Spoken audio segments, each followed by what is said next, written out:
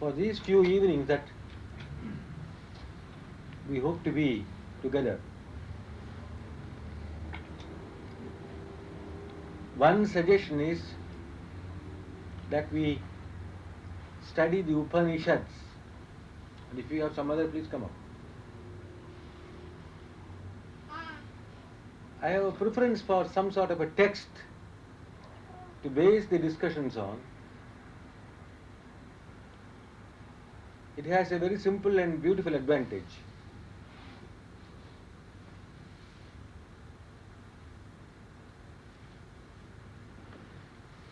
That even if you don't use these tape recorders, you have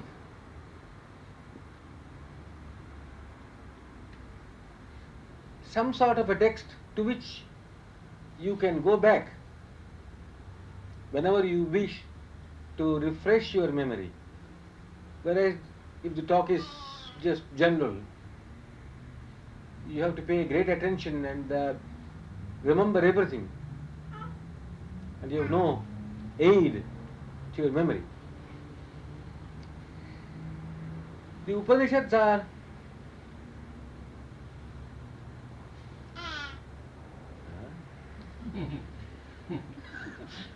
what does it mean? You're mocking at me or you're approving?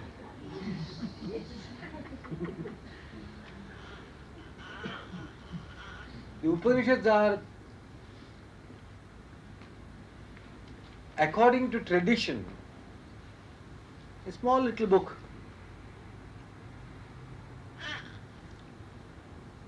Except 2 or 3 that are considered major Upanishads and which are normally incomprehensible. The rest of them are very simple, brief, and easily understandable if you don't study a commentary. The text is simple, the commentary is complicated, and sometimes they have an elaboration of the commentary which are impossible.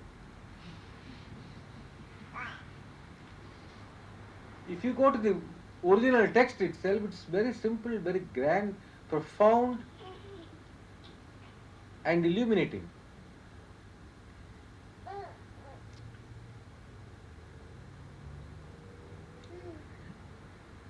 Together, they are considered Vedanta. You have heard the name, I am sure. You have heard this word, Vedanta. And unfortunately, this Vedanta is regarded as a philosophy. I came across only one friend so far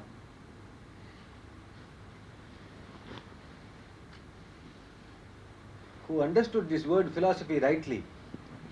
A friend whom I met in Port Elizabeth long ago. And he always used to say philosophy. What is your philosophy? I don't know what we call philosophy. It's better to mispronounce it philosophy, and then you can interpret it the way you like. But philosophy means the love of wisdom, not a neatly arranged textbook.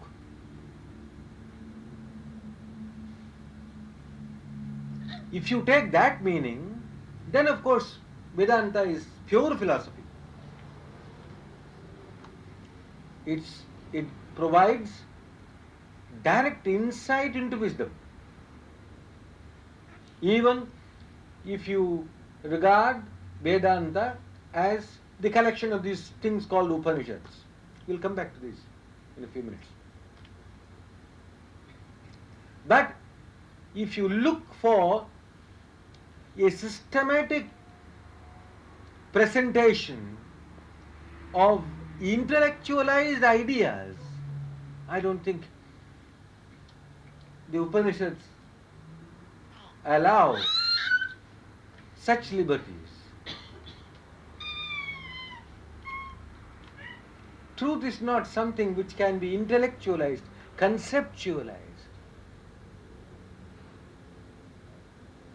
It is when we get into this pigeonhole called philosophy that we begin to consider God as some sort of a bald, bearded man sitting up there, and the self or the soul as some neat little God, nicely painted,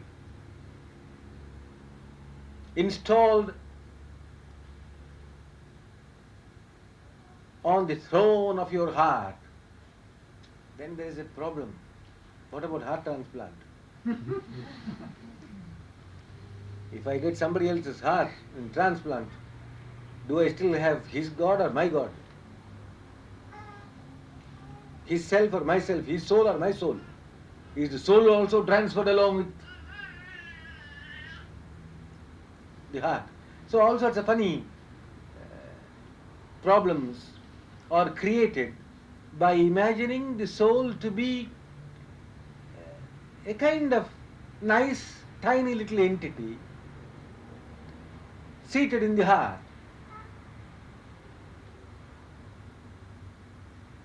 Unfortunately, this is what philosophy seems to imply to most of us.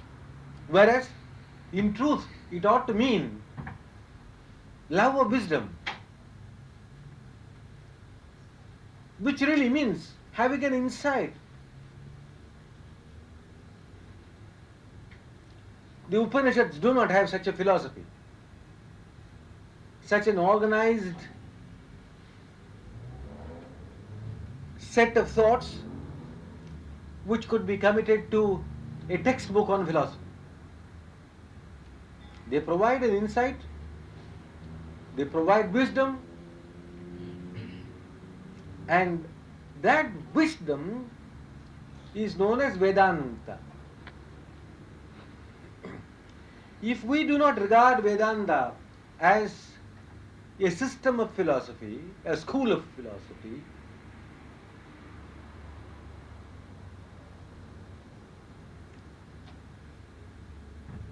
a school of thought, that's how it's often termed, very much like the school of penguins or whales or dolphins.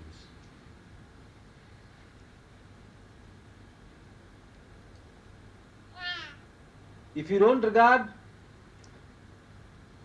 refuse to regard philosophy or Vedanta as a school of philosophy, and if you, like this little baby, look at it afresh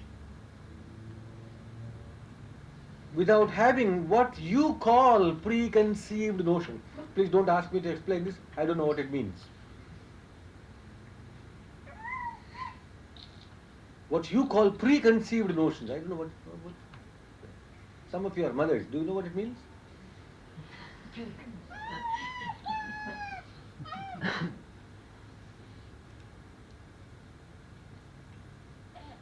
And look at this word Vedanta. What does it mean? It means quite simply this. Veda means knowledge, not just a set of books worshipped by the crowd known as Hindus.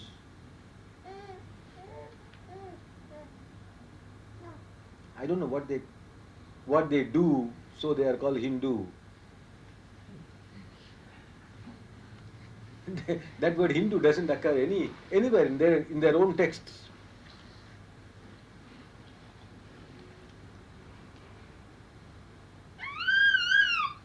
They are supposed to have a nice little book called Veda, which is considered their source scripture. And just as we do, all of us treat our source scriptures, we don't want the source scripture to be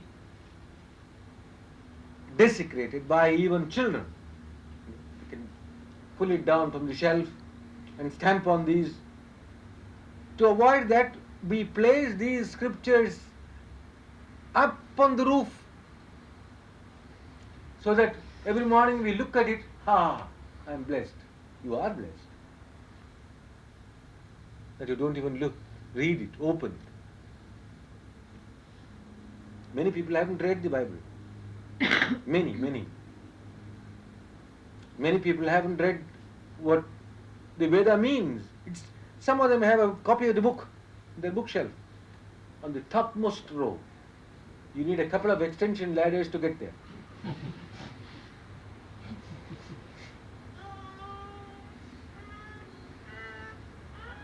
Okay, it is possible that that is what Veda is. I have no quarrel with that. But just as the word Bible means book, B-double-O-K, the word Veda also has a meaning, and that is knowledge.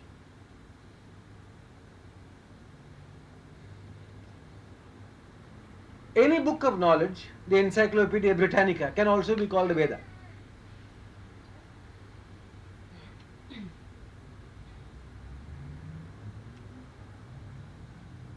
Any source of knowledge is called Veda. Knowledge itself is called Veda. And the word anta means end.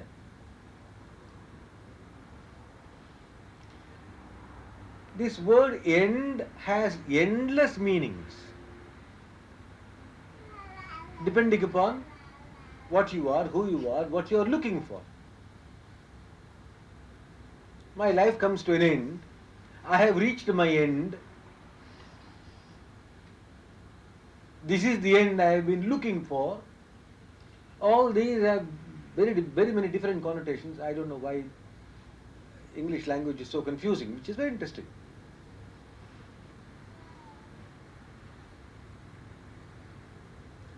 Here, Vedanta, the end of the Vedas, does not necessarily mean a sort of a goal reached, but something comes to an end.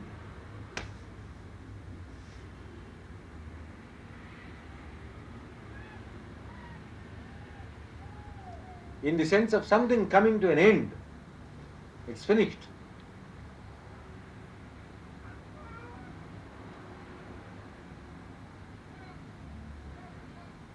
Just as food comes to an end and often becomes the fool. Even the spelling is not very different. If the person who eats the food is a fool, the food that is eaten becomes a fool a little later. Food that is consumed becomes a body. That is when food comes to an end. It has reached its end, not necessarily the goal, but the end of its journey.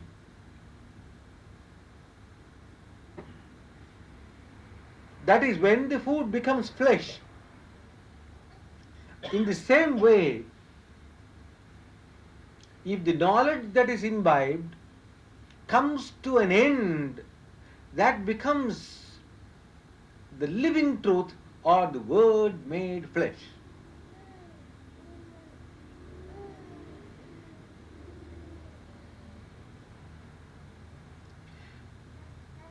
But there is a problem here. It is not so much of a problem if some of you can contemplate what has happened to the lessons you learned in the primary school.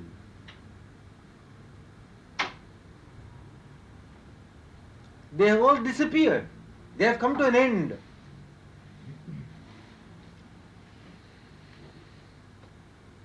You do not remember them. But they have become so totally integrated that without being able to name something as a verb, an adjective, an adverb, and all the rest of it, you use the language so freely, but without fault.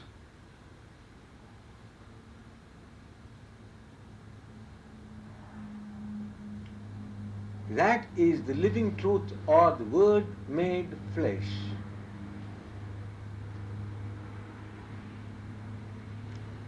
The knowledge that was imbibed becomes you, not your own, becomes you. So that when you open your mouth, that is what comes, that is what speaks. When you act, that is what acts.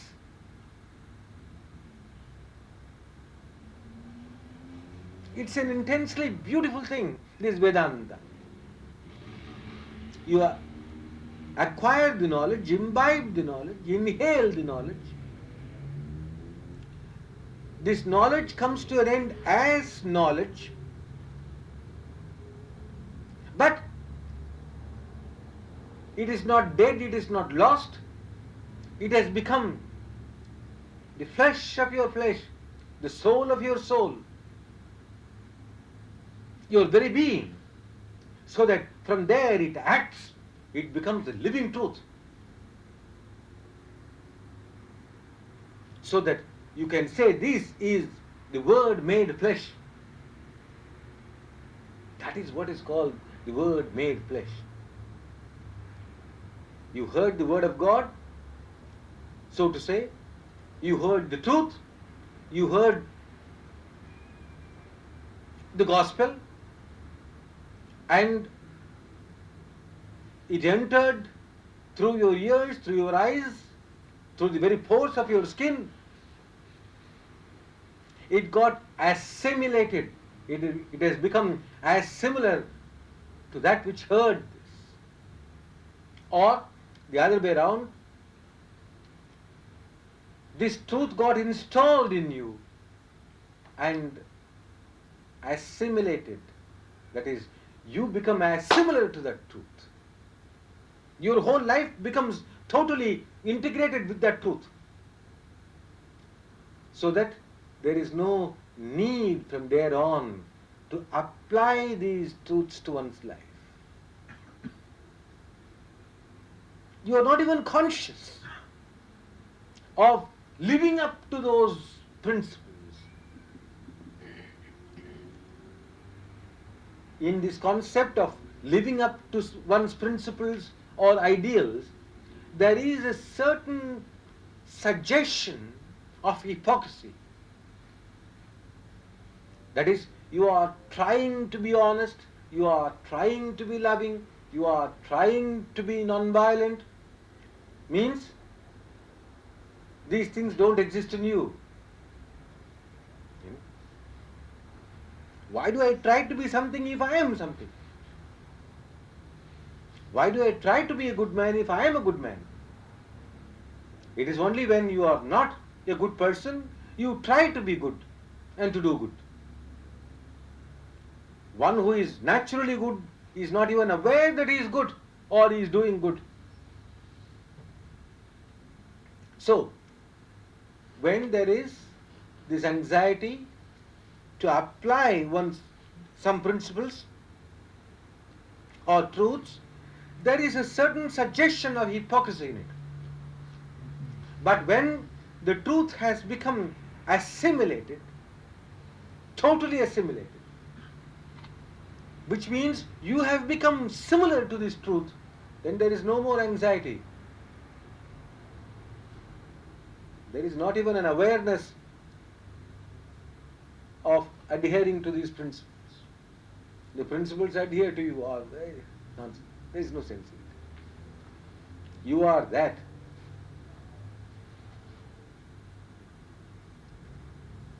We'll come back to that again. That is one of the greatest declarations of the Upanishads. You are that.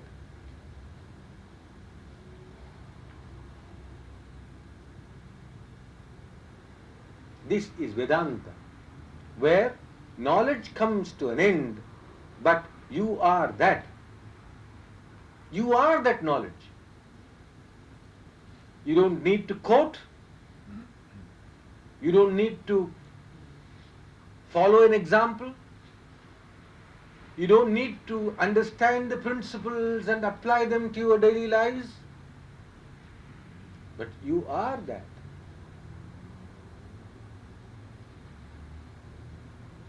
That is Vedanta. This thing called Vedanta is found, as I remarked earlier, in these little texts called the Upanishads,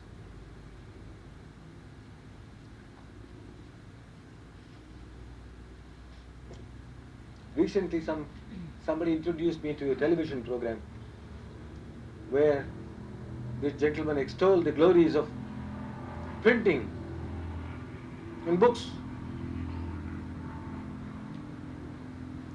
How something which the brain could not contain and carry around could all be committed to writing and printing, and then could be available forever and ever and ever. Well, nice, beautiful. I've also written something.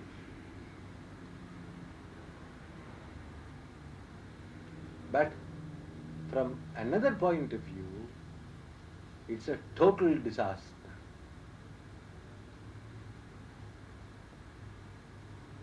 Especially in the context in which we are assembled here, in the study of the Upanishads, the publication of the Upanishads is an unmitigated disaster.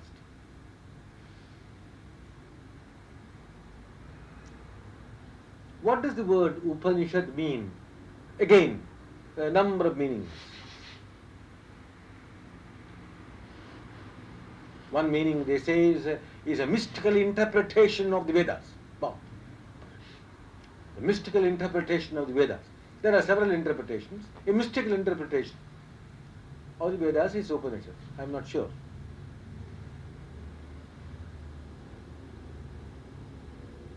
The end part of the Vedas is called the Upanishad. Maybe, but I am not sure. Look at the word again. Tear it to pieces and see what each piece stands for. Upanishad.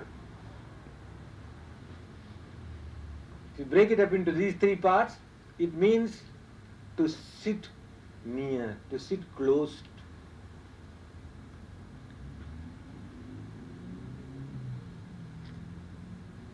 To what? Well, you supply the rest of it. Who sits? You supply the rest of it. Sitting close to is the Upanishad.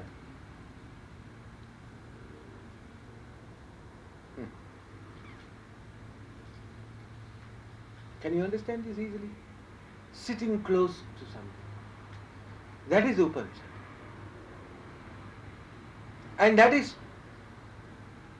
from where philosophy springs, the love of wisdom springs, insight springs, sitting close to it. Get close to something. Get as close to something as possible. Then you will know. The word used in a similar context in the Bible, know. Get close to something. Get into something. And then you will know. You will know what it is. Not about it. You will know what it is.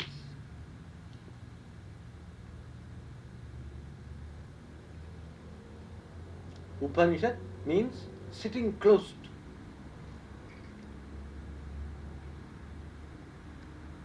to. In a particular sense, it means a keen student sitting close to his master. And the two literally rub each other. Run the right, I don't know, on the right side or the wrong side. Sometimes sparks fly. And wisdom is kindled. Because on the one hand the disciple is keen to know, and on the other the master is enlightened, this rubbing doesn't produce too much heat. Otherwise they would have come to blows. But it produces a lot of energy, a lot of wisdom. There are not too many examples of conflict between the master and his disciple, but there are a few here and there. But we are told that when the master and the disciple sat together, the first thing they did was to pray. Om Sahana Bhavatu, Sahanau Bhunaktu, Sahaviryam Karavavahai. This was the prayer that the master and the disciple together offered. Meaning, Sahanau Bhavatu, may that God protect both of us. Sahanau Bhunaktu, may He enable us to enjoy whatever we are doing. May this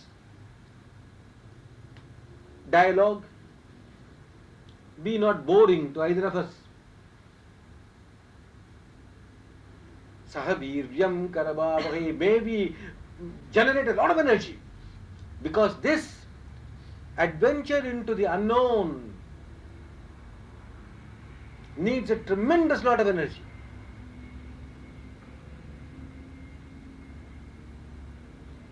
Tejasvinavadhitamastu.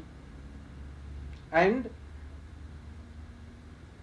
whatever we are researching into, whatever we discover in the course of our intercourse, may that become illumined. May that not be some kind of a dull intellectual concept, but may it shine as the truth. Ma vidvishavhai. And finally, may we not quarrel. May we not quarrel with each other. I don't know if you agree with me. Why does one offer this prayer at all in the first place?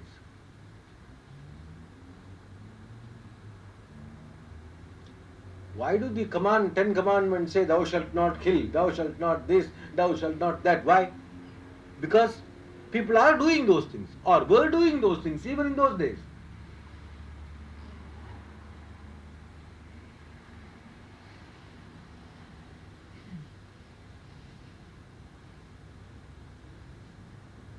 There is no commandment, not even in the kosher laws, that you shall not eat broken glass.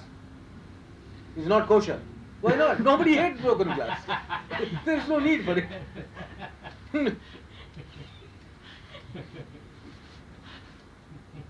So, Mahavidvushavai, don't quarrel. Let there be no quarrel between the teacher and the student, means there were occasions when they quarreled. It needs tremendous affection. An affection that does not imply blind acceptance or blind rejection, but an affection which generates energy, generates understanding and wisdom, insight. What sort of student went to what sort of master? It's a very peculiar state of affairs.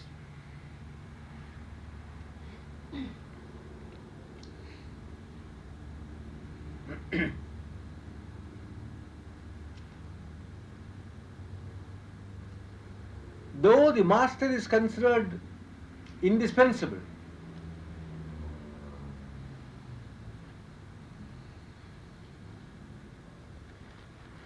it was the discipleship of the disciple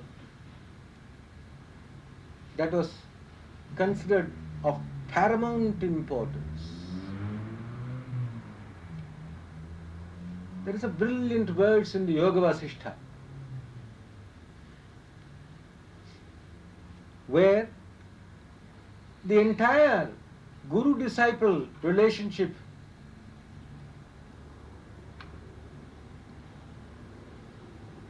is questioned.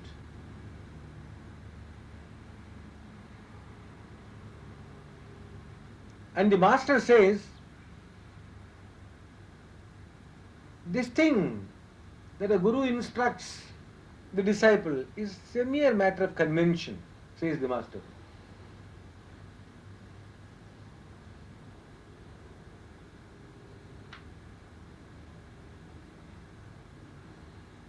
Ramana Maharshi, I believe, used to say in response to someone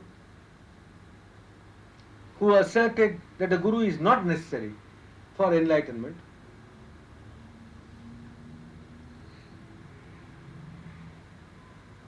If someone went to him and said, "Oh, so and so says that a guru is not necessary, well, what's your opinion?" His response was, he learned that from a guru. And you learned that from him. So, this is the tradition that goes on. But, says the Yoga Vasishtha, that enlightenment is not the product of merely listening to a guru. This is a convention that goes on. Teaching is a convention that goes on. But what is the prime factor in enlightenment? Shishyatvam. Shuddha Shishyatvam.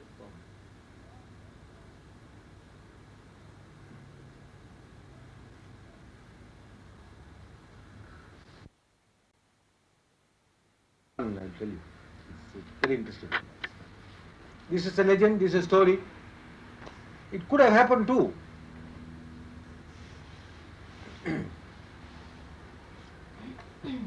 A yogi was sitting under a tree in the forest, doing pranayama, practicing pranayama as a preliminary to his meditation. A little shepherd boy walked towards him and said, "Swami, what are you doing?" He said, "Go away, go away." But he was not going away. Huh?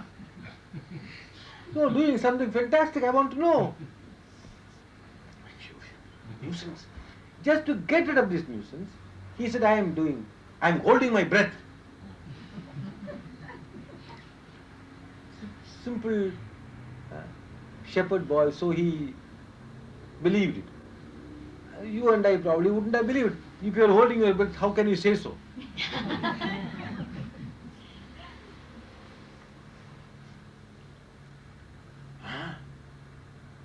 What will you gain by holding your breath? Then pursued. The boy pursued. What are you trying to do? What for? And he said, if you hold your breath, you see God. Huh? He was so terribly impressed. Incidentally, I am reminded of something that Albert Schweitzer is reported to have said when he was asked, how is it that you became so great? You served the lepers and the poor and all that. It seems he said, I went to church, as a small boy I went to church, and one priest said, this is the Christian way, you must go out and serve the poor. I thought he was serious.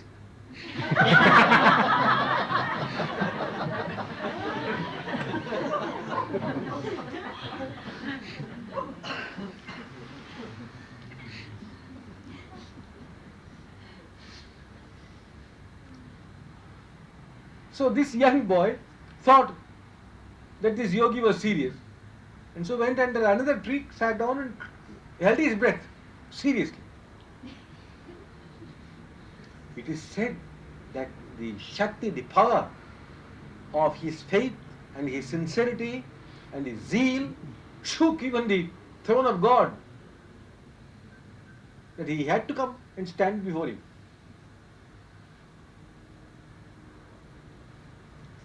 He was holding his breath, and there was God standing in front of him. But the boy wouldn't open his nostrils. He said, no, how do I know that you are God? Now, this mental dialogue goes on. How do I know you are God? I am God? Okay, wait. I'll go and ask my guru, the man who taught me all this, and if he says you are God, oh, I'll let my nostrils go. So this boy went to the other yogi, whatever it is, I don't know who was a yogi now, and pointed out. Is this the God you are talking about? That yogi saw nothing. But he realized that there was something going on here. God was telling this young boy, his heart is not pure, he cannot see me, only you can see me, not he. The boy said, no, that's not possible. Unless he approves that you are God, I won't let my nostrils go. And this God got fed up with this triangle business, and he started going up. This boy thought, hey, where are you escaping? With one hand on, one hand holding the nostrils, the other hand, he caught hold of this God's feet. And this boy also started rising up. Then this guru saw, oh ho, this is serious. And so caught hold of the disciple's feet and went up.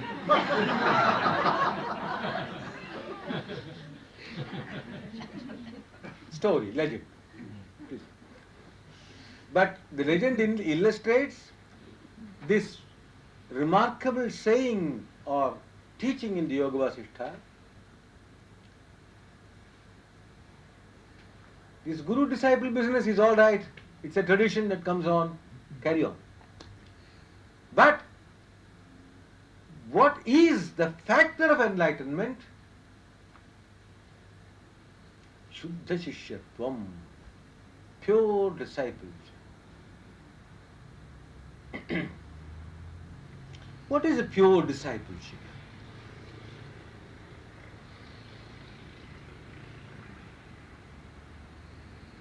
We have, oh my God, lots and lots of do's and don'ts. A disciple should not do this, a disciple should not do this. Most of those things are very convenient and easily done. When a guru comes, you stand up and that's good for your knees. I mean, if you keep on doing that, probably you will never get arthritis, rheumatism. Every time a guru enters the room, you get up. Good. And you won't fall asleep.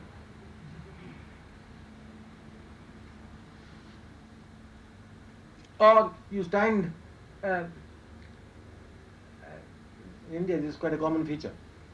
If a great guru is talking to his disciple closes his mouth like this. If you eat garlic and that sort of thing, it's very... or if you are a heavy smoker.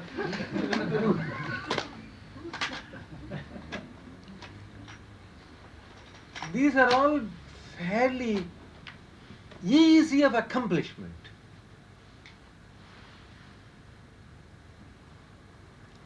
But what is discipleship? Who is a disciple? The disciple is one who is disciplined. And what does discipline mean? Discipline means an eagerness to study, not drill. Drilling is easy. Especially if you have some kind of an electric drill, it's quite easy. Just switch on, the hole is made. It's boring.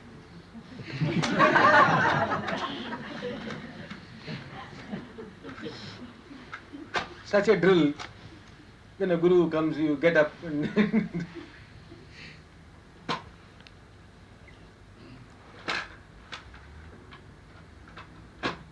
it's very nice, very beautiful. Don't think I'm making fun of this. It's a very beautiful thing. I was in Canada about 7 or 8 years ago, staying in an ashram. And suddenly we had a few young visitors. By the way they dressed, I guessed to what organization they belonged. They have a very peculiar way of dressing. Very beautiful, neat, clean. And as I came out of my room and I walked towards the lecture hall, they were standing far away, about 50 or 60 yards away. Suddenly they fell on their knees. I looked at it, I knew, you belong to so-and-so group. Correct? That's a trademark. That is the training. That when the Guru comes anywhere near, you kneel down on your knees and bow down like this. Till you hear the Guru's footfall pass past you. And then you get up. It is most, I don't know what to say, it is distressing to me to see this kind of drama going on. I thought, all right. But this is how they are trained. I don't want to disturb their Guru's instructions. This is their Guru. This was their Guru's instruction. I don't want to disturb them. So every time I saw this performance, I took a different route.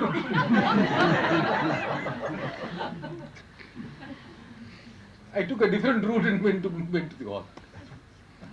Now, they were in trouble. I hope you realize that.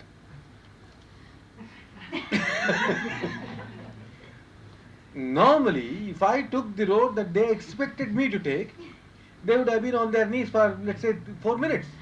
Now that I had taken the other road, they didn't know when to get up.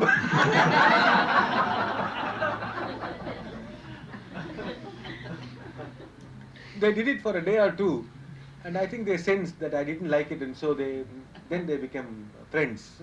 It's marvelous. Fantastic idea. We were great friends afterwards. This is easy. This is a kind of buffoonery which does not contain any spiritual value. It's nice, it's very beautiful. Yes, I'm not criticizing this.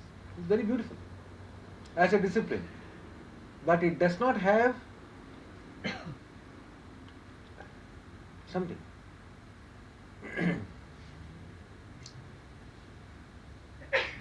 I remember something that happened in my Guru's ashram in the middle 50s.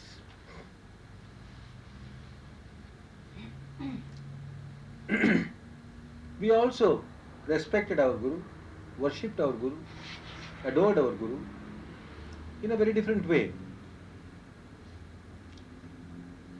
A young recruit, a young boy who had just joined the ashram, he had gone shopping to the nearest town and he was coming on his bike. He had not yet reached the ashram, and somewhere in between, Swami Shivananda walked across the road, and as soon as he saw Swami Shivananda, he braked and stopped, and Swami Shivananda looked at him and said, no, do your job. That's much better than all this sort of showy reverence. Reverence must be in your heart. This reverence must be in your heart. When will this reverence be in your heart? Or, to put it the other way around, how do you know that this reverence is there in your heart or not? That is where discipline comes. Discipline really means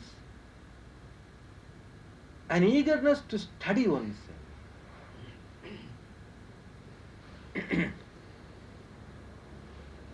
I mentioned in the beginning that Upanishad means sitting close with affection. You cannot possibly force yourself to love somebody. It's impossible. It's ridiculous.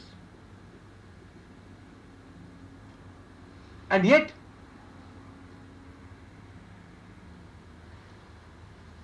here is a master whose company I seek. I do not love him, I cannot love him.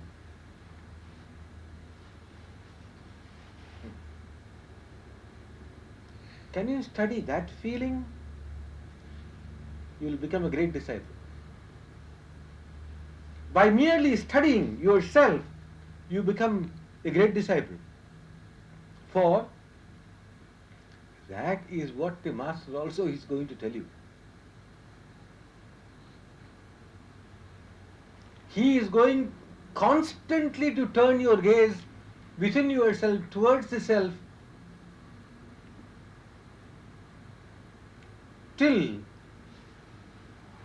in the insight that you gain in this discipline or discipleship, all ignorant ideas concerning yourself are dispelled. That is Upanishad.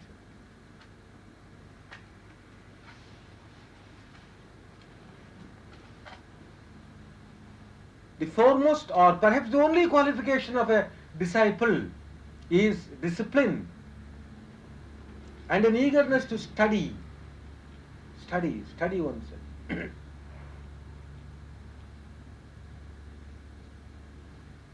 That is by about the first question which we find in the Upanishads. In one Upanishad called the Kena Upanishad.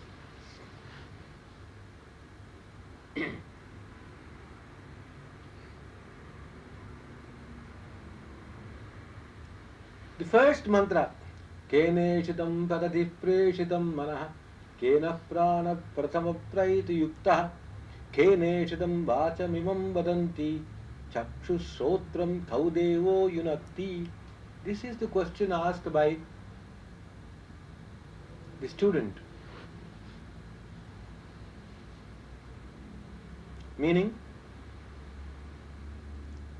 sir, he asks the master, what makes the mind think?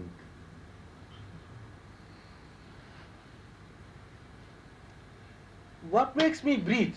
What makes me live? What makes me speak, hear, see?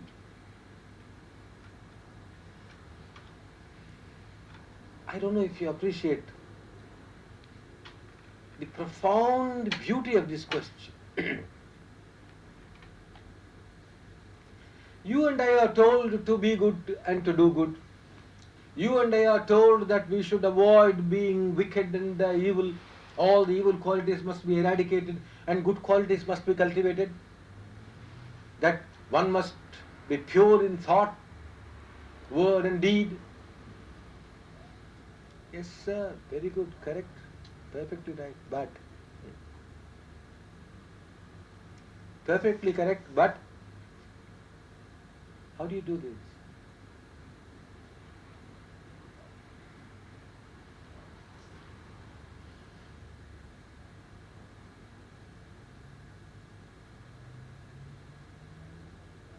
How do you do that?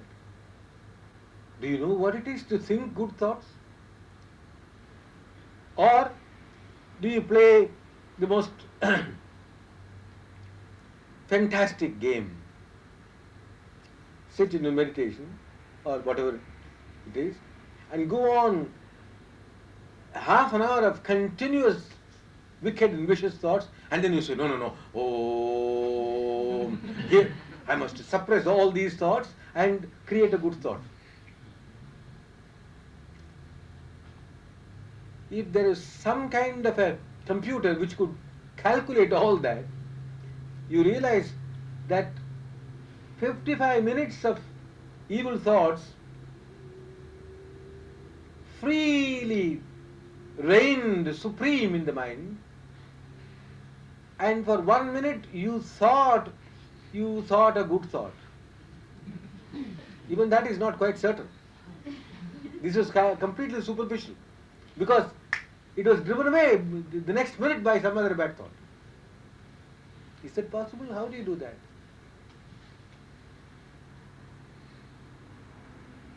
You watch your own words, the way you speak. Is our speech so pure, so good, so generous, so loving, so affectionate?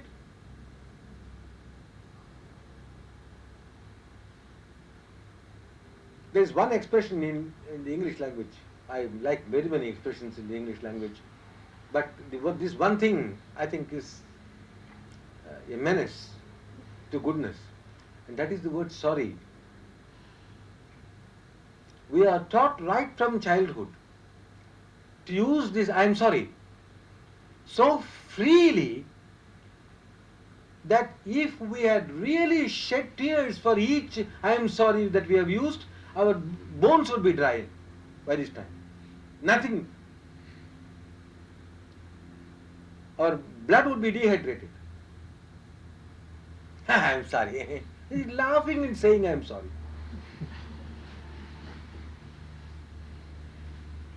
This expression which has been woven into our etiquette, manners, good manners, has made us so callous in our behavior. Why? Well, you can do what you like and say, I'm sorry. Why must I say? Why must I continually say I'm sorry? You had to see Swami Shivananda do that. If ever he had to apologize or say I'm sorry, he had a heart attack. Every cell and muscle fiber trembled. Really, when he said I am sorry, he was sorry. Not using it as a polite expression. You can't do that too often.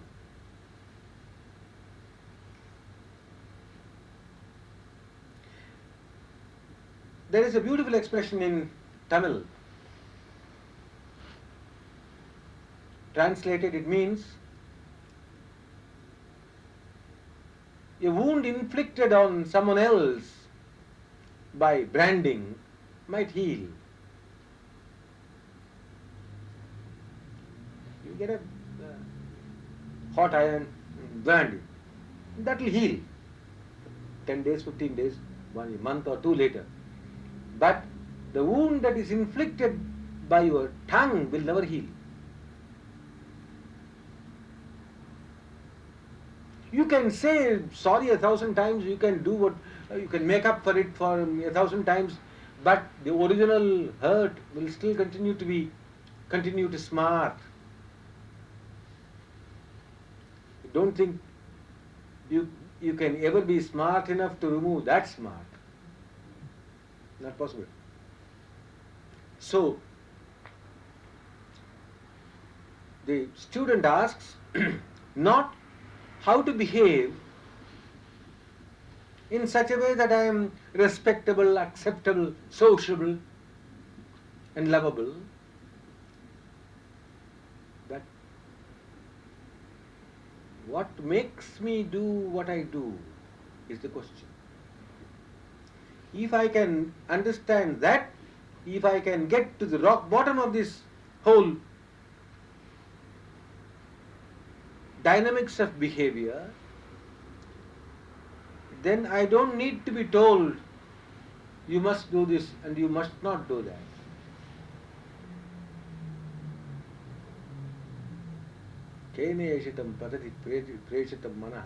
I don't want to indulge in cosmetic treatment of thought, but I want to know where these thoughts come from, where do they arise. If I know the source, I can water the source, I can strengthen the source, I can sanctify the source, so that whatever comes from there is holy.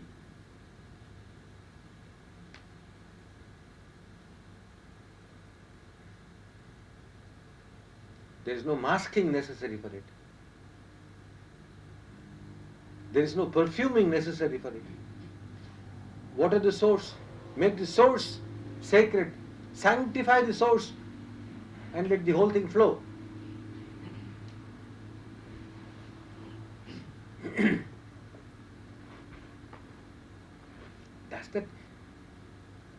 Does this question ever arise in our minds?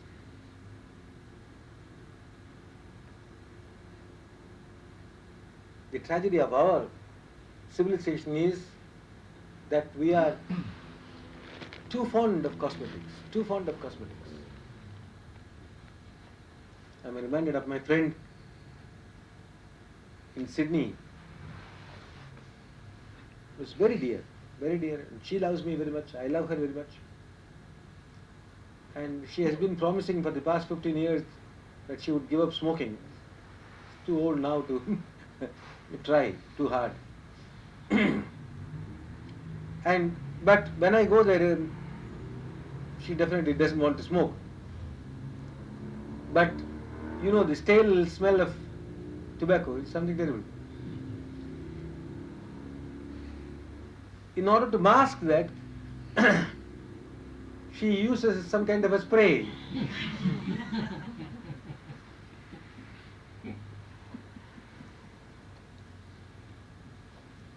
With the result, when she comes in near me and talks to me, I can smell both.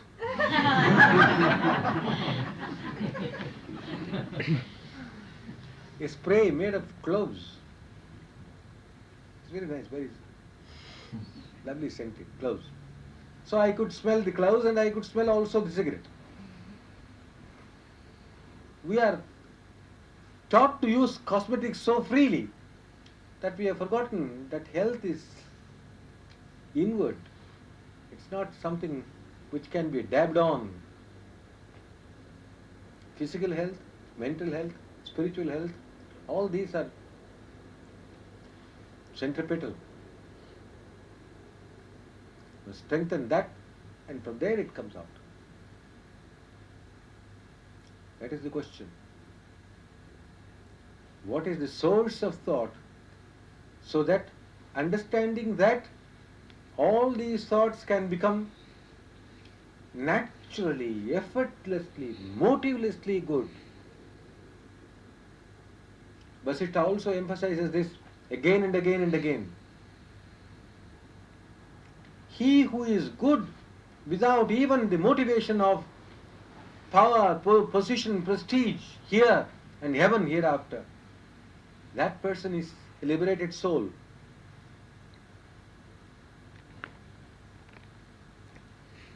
In the other great epic known as the Mahabharata, the great hero is made to say that I do not practice virtue because of the scriptural promises of happiness here, prosperity here and heaven hereafter. Nasatat phalamapnoti yo dharmam dogdhamichyati.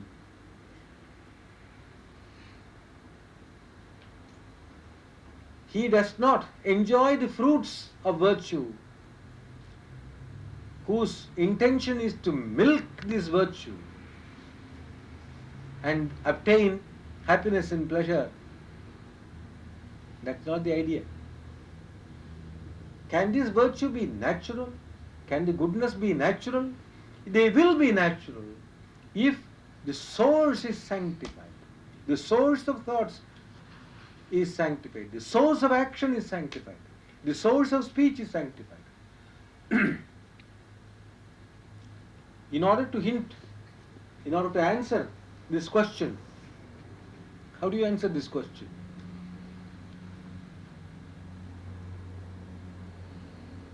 If your son or daughter asks this question, what would be your answer? God. Huh? Easy. Who prompts all my thoughts? God.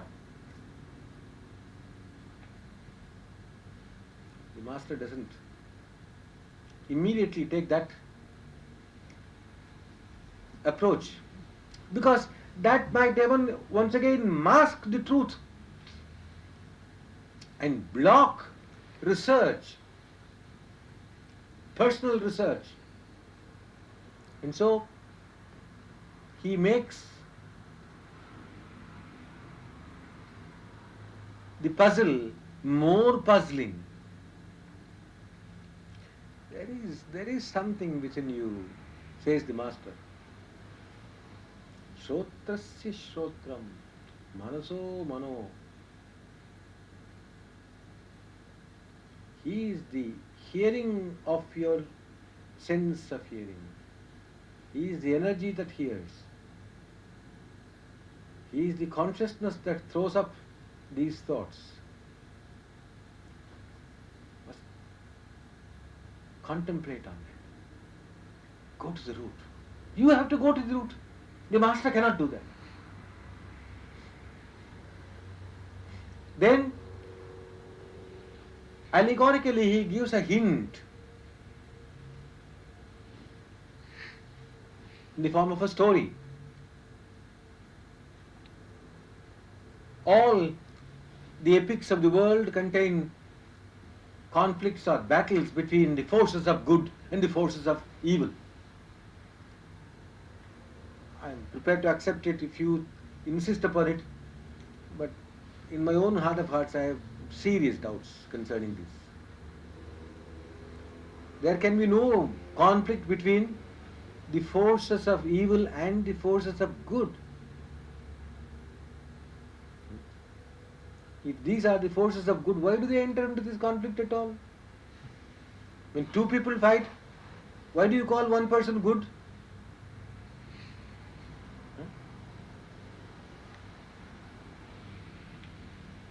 Anyhow, that is the convention, we carry on the convention, right?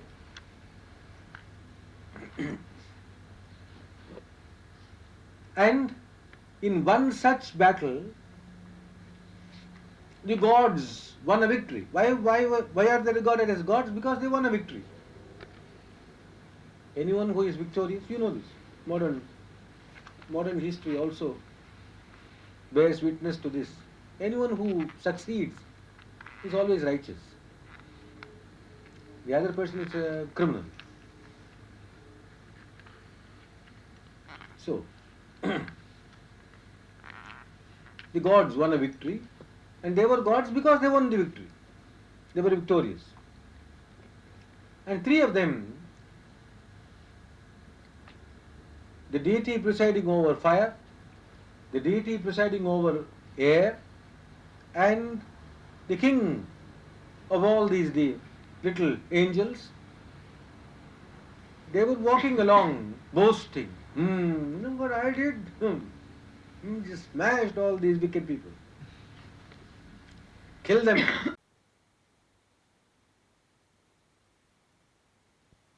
Fantastic. How about you? Okay, I'm a good man. Deserving of a medal. As they were boasting and walking along, they saw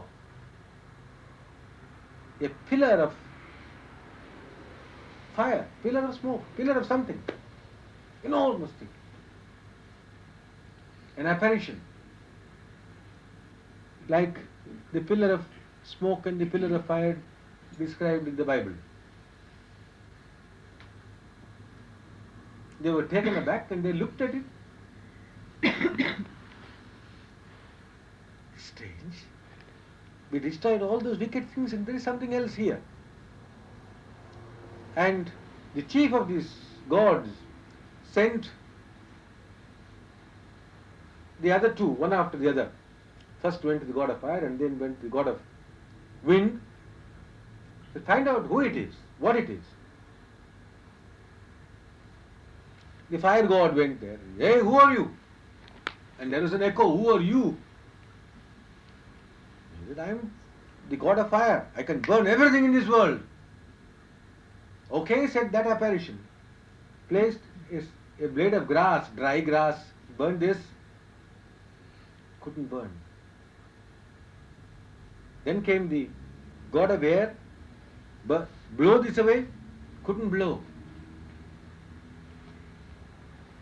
This is in the Upanishad, and as far as we know, these Upanishads have been in existence for at least 2,000 or 3,000 years. No one knows when they were actually written down on palm leaves. But a few years ago, the Life magazine published some pictures concerning the ocean with an article, with a write-up of the ocean and life in the ocean and all that. And in that, there is mention of an earthworm, tiny little thing, lying peacefully and comfortably at 6,000 feet below sea level, in the sea, in the Pacific Ocean.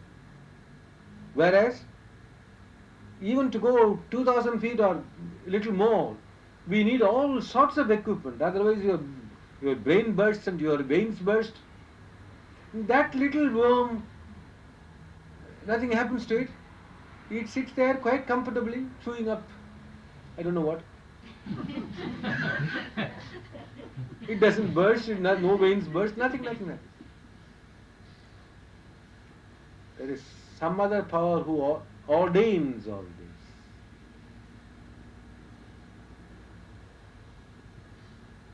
What is that power? That keeps that little worm solid, alive, at such depth, where you and I cannot go except at great expense and risk.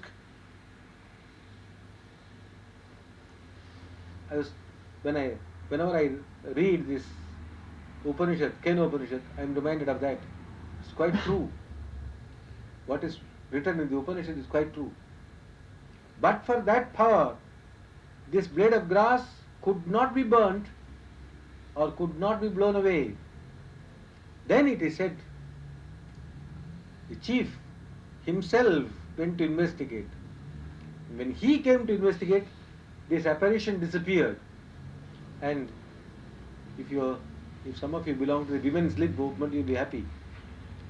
Suddenly a lady appeared there, Uma. And she said, my child, it was God who appeared before you in order to quell your pride. You were proud that you had won a victory over the demons. It was not you, it was His power that enabled you to do so. In order to remind you of this truth, God Himself appeared in that form. We have in Vedanta, they have also a very beautiful doctrine that the scripture is like your mother, or the Guru's words are like your mother. It is only the mother that knows who the father is. It is she who points out, this man is your father. And you take her word for it. You don't question her happily. Even so, it is the scripture that points out, this is God. It is the Guru that points out, this is God. You have to see, you have to approach. That cannot be done by the Guru. But he points the direction, he points out, the scripture points out. It is the mother that points out, this is your father. Without the mother's grace, the son does not know who the father is. The child does not know who the father is. And she also disappears. According to Vedanta again, each one of your faculties is considered a deity. These deities are not some sort of crazy creatures hiding themselves behind the clouds, but your own faculties are considered to be deities.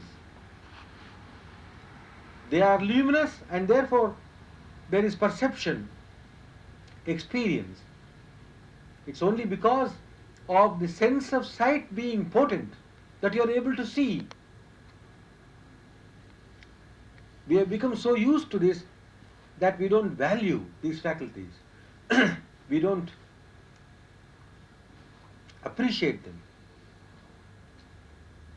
One little nerve in the brain is what governs the sense of hearing. If that is paralyzed, as one of my friends here in Cape Town put it, the world will instantly become dumb. He told me, I am not deaf, the world is dumb. One little nerve goes out of order, the world becomes dumb. I can't hear a thing. One little nerve goes out of order in the eyes, nothing can be seen. One little nerve malfunctions in the throat, I can't speak. Vedanta regards all these faculties as deities, worshipfully approached, regarded with great veneration, and treated with respect, so that we may enjoy their blessings and the benefit of their grace. When that approach is taken, virtue or goodness becomes natural. If we can see for ourselves that speaking is a faculty that itself is divine, it's a manifestation of grace, it's a blessing from God, then I'm sure you and I will use that blessing with respect and not abuse that blessing. If we realize that mind is also a divine instrument, a manifestation of divine grace, then we will seek the source of that grace and not waste our mental faculties in thinking useless, harmful thoughts. This is the Master's approach to virtue. You will be virtuous, says the Master, not by cosmetically applying some principles to your daily life, but by searching for the source of your own life, for the source of your awareness, for the source of your thought and your faculty.